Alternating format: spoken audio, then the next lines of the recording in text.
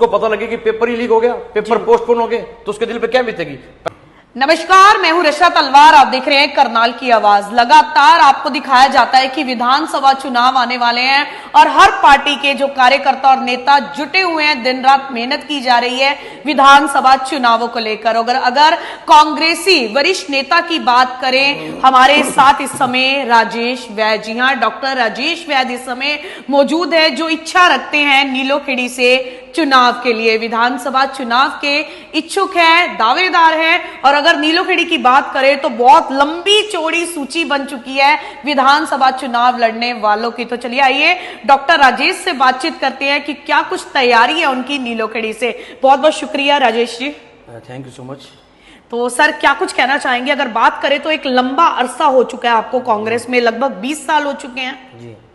तो क्या कहना है सर आपका, क्या कुछ तैयारी है आपकी नीलोखेड़ी चुनावों को लेकर? देखिए, मैं एक बात स्पष्ट करना चाहता हूं जी कि बीजेपी का जो 10 साल का कार्यकाल रहा, जी, जो बीजेपी की दमनकारी नीतियां रही, उससे इस समय जनता इतनी परेशान है जी कि आपने देखा कि लोकसभा का चुनाव भी कांग्रेस पार्टी का जनता ने लड़ा जी, और हम 10 में से 5 सीट लेकर एक लार्जेस्ट पार्टी बने। ठीक है और पूरे इंडिया में जी, जो वोट, जो परसेंटेज में जो इंक्रीजमेंट हुई है वो हमारी हुई है, कांग्रेस पार्टी की हुई है। 47 पॉइंट समथिंग हमारा परसेंटेज रहा। तो मैं जनता को बधाई भी देता हूँ, हरियाणा की जनता को, कि उन्होंने इतना प्यार और स्नेह दिया। लेकिन इसके लिए जो जिम्मेदार है वो बीजेपी की नीतियां हैं।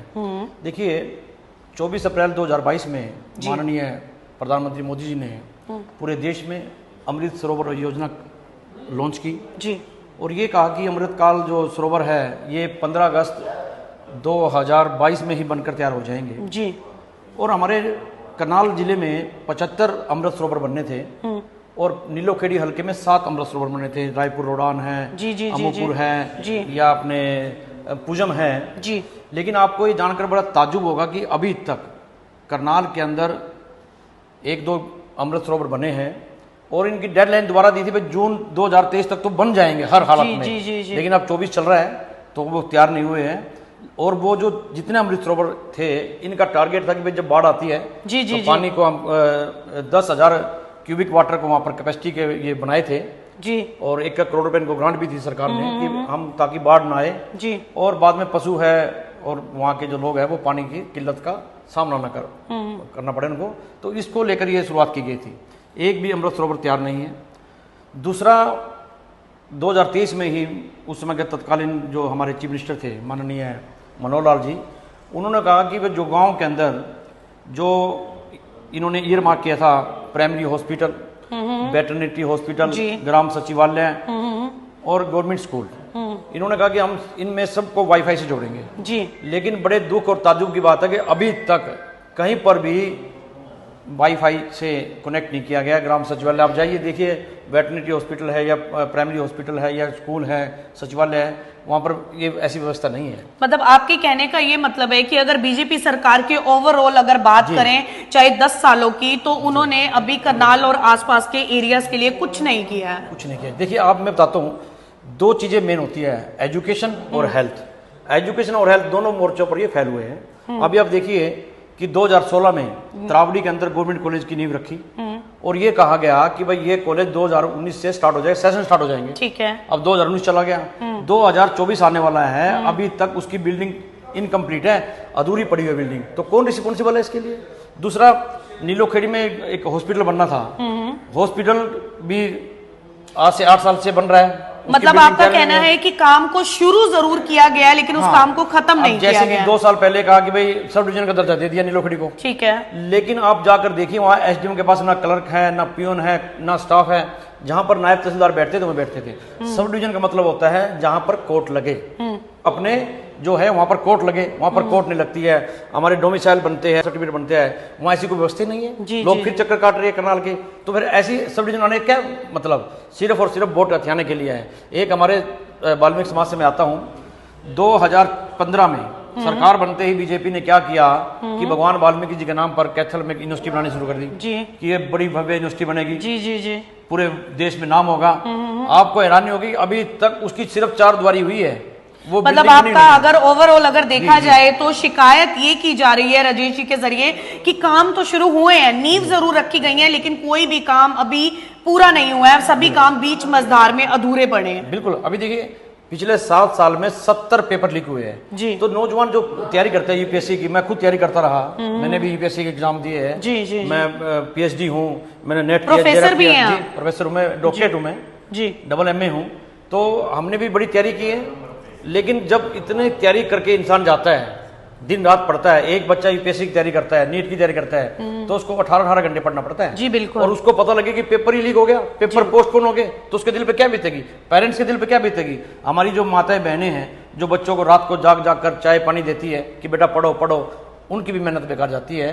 तो मैं चेतावनी देना चाहता हूँ आपके चैनल के माध्यम से कि आपके जो नीट का पेपर जो हुआ है इसकी तो बल्कि जांच बिठानी चाहिए जी, सिटिंग सुप्रीम कोर्ट के जज से। सर ये काफी सारी दिक्कतें हैं आपके पास, तो ये सभी दिक्कतों को कभी प्रस्ताव रखा गया है, कभी आपने कांग्रेस के आगे रखा हो या प्रशासन के आगे ये सुझाव दिए हैं? विपक्ष का काम होता है मुद्दे उठाना, हम जनता से जुड़े मुद्दे लगातार उठाते रहते हैं, अखबार के माध्यम से, आप सोशल मीडिया के माध्यम से जी, जी, जी। लगातार हम जनता के मुद्दे उठाते रहेंगे।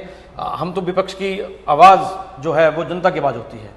तो मैं तो आपके चैनल के माध्यम से लोगों से प्रार्थना करता हूं कि जो सरकार, चाहे वो नौजवान है, चाहे वो गृहिणियां हैं, चाहे वो किसान है, मजदूर है, गरीब है, दलित है, पिछड़ा है, ये सबके हकों पर डाका मार रहे हैं, तो ऐसी सरकार को चलते करने में भलाई है।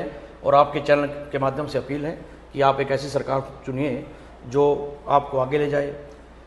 हुड्डा साहब के समय में प्रति व्यक्ति निवेश में, प्रति व्यक्ति आय में, महिलाओं की सुरक्षा में ये प्रदेश नंबर 1 था। तो मतलब हमें आज आपकी से- सरकार आने के बाद जनता को दिक्कत नहीं होगी, आपकी सरकार अगर आती है तो ये सभी जो कमियां आप गिना रहे हैं वो सब जनता की दूर हो जाएंगी। बिल्कुल तलवार जी, मैं आपको बताना चाहता हूं कि इस देश के अंदर जो बदलाव कब हुआ, 2005 में जब माननीय मनमोहन सिंह जी प्रधानमंत्री बने, तो मनमोहन सिंह जी ने 2005 में right to information, right to food, right to service, भोजन का अधिकार किसने दिया?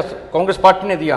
काम का अधिकार किसने दिया? कांग्रेस पार्टी ने दिया। ऐसे तो सेवा का अधिकार किसने दिया? बीजेपी के भी मुझे लगता है, दर्शक मेरे एग्री करेंगे इस चीज से, बीजेपी की भी बहुत सारी कंप्यूटर में ऐसी लिस्ट है, इतनी सारी योजनाएं हैं जो कोई काउंट भी नहीं कर सकता है। बीजेपी अपनी चीजें बता रही है, कांग्रेस अपनी नहीं, चीजें मैं बता रही है, लेकिन जनता को फैसला करना है कि जनता को अपना कौन नेता चाहिए जो जनता के काम, क्योंकि जनता बहुत भोली भाली है सर। बिल्कुल जी। जब भी चुनाव आते हैं, चाहे वो लोकसभा के हैं चाहे वो विधानसभा के हैं, ऐसी कई बातें आती है, तो ऐसा क्या कहना है कि आप केवल चुनावों के लिए ही ये बातें नहीं कर रहे हैं? देखिए आप जनता क्या देखती है, आप देखिए बीजेपी क्या करती है। मान लीजिए एनआईटी है जी, ठीक है, अब एनआईटी का स्टेटस बढ़ा के बिल्डिंग वो कांग्रेस पार्टी की है, उसको बना दिया आईआईटी। जी। अरे भाई आपने नई आईआईटी तो बनाई नहीं जी। है, आपने एम्स बनाए नहीं है।